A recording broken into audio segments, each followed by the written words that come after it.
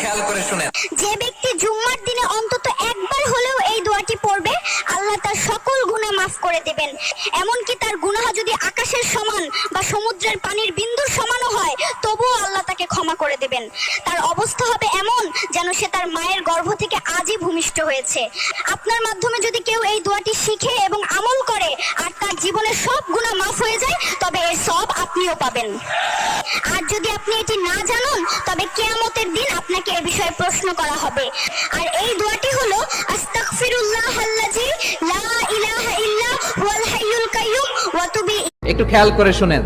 যে 4 ধরনের মানুষ তাড়াতাড়ি ধনী হয়। নাম্বার 1, অন্যদের পিছনে সময় অপচয় না করে যে নিজের দক্ষতা বাড়ায়। নাম্বার 2, যে ব্যক্তি কোনো ঝুঁকি নিতে ভয় পায় না।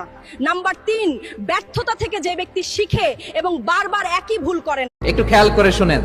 যে 4 ধরনের মানুষ তাড়াতাড়ি ধনী হয়।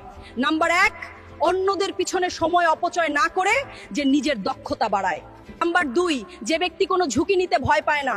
নাম্বার 3, ব্যর্থতা থেকে যে ব্যক্তি শিখে এবং বারবার একই ভুল করে না। একটু খেয়াল করে শুনেন। মৃত্যুর আগে মানুষ 5টি সত্য কখনো ভাবে না। মৃত্যু আসবে হঠাৎ, তুমি প্রস্তুত থাকো বা না থাকো। কবরের অন্ধকারে তোমাকে একাই হিসাব দিতে হবে। যাদের জন্য দুনিয়ায় কত কিছু করতেছো, তারা তখন পাশে থাকবে না। তোমার প্রতিটি পাপ তোমার সামনে উপস্থিত হবে। দুনিয়ার মায়া যতই সুন্দর হোক, একদিন সবকিছু ছেড়ে চলে যেতে। একটু খেয়াল করে শুনেন। লক্ষ কোটি টাকা থেকেও দামি কিছু কথা শুনেন, ভিডিওটি ধাক্কা দিয়ে চলে যাবেন না। সুখ পেতে হলে রাত জাগবে না, শান্তি পেতে হলে দিনে ঘুমাবে না, সম্মান পেতে হলে প্রয়োজন ছাড়া কথা বলবে না, প্রেম চাইলে আপনজনকে ছাড়বে না, সম্পদ চাইলে অলসতাকে প্রশ্রয় দেবে না, জ্ঞান চাইলে বই পড়া ছাড়বে না, ভরসা পেতে হলে সৃষ্টিকর্তাকে ভুলবে না। একটু খেয়াল করে শুনেন। এটা বিশ্বনবীর সবচাইতে প্রিয় দোয়া। বিশ্বনবী যখন তাওয়াফ করতেন, প্রতিটা তাওয়াফে তিনি এই দোয়াটা পড়তেন। রুকনে ইয়ামানি থেকে হাজরে আসওয়াদে যখন তিনি যেতেন, এই দোয়াটা পড়তেন। يا أيها الذين آمنوا إذا نودي للصلاة من يوم الجمعة فاسعوا إلى ذكر الله। একটু খেয়াল করে শুনেন। এটা বিশ্বনবীর সবচাইতে প্রিয় দোয়া। বিশ্বনবী যখন তাওয়াফ করতেন, প্রতিটা তাওয়াফে তিনি এই দোয়াটা পড়তেন।